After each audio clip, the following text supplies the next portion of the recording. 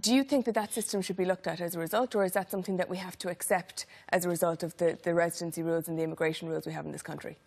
Firstly, I want to offer my condolences to the families and the victims of the attacks in the UK, and to indeed families and victims of terrorism across the world. We have a very rigid and onerous immigration system. We have a huge amount of checks and balances in place. Indeed, it's actually very, very hard to migrate to the country. We do have free movement for EU nationals. So we do have a lot of checks and balances in place already. My concern is really about the knee-jerk reaction as well to attacks like this.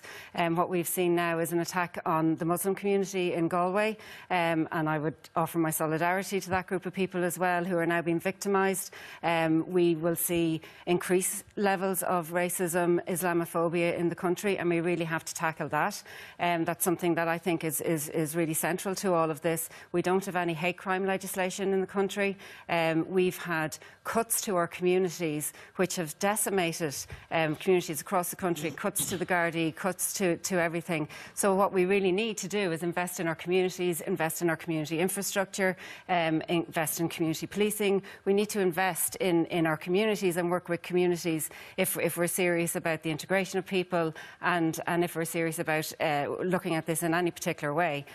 So from our perspective, you know, what we see on a daily basis, I mean, we work with the Muslim community and women who work in very difficult circumstances providing services for their community, who are egged on a daily basis because they look different. If you're visibly different in this country, you're going to be subject to racism and discrimination.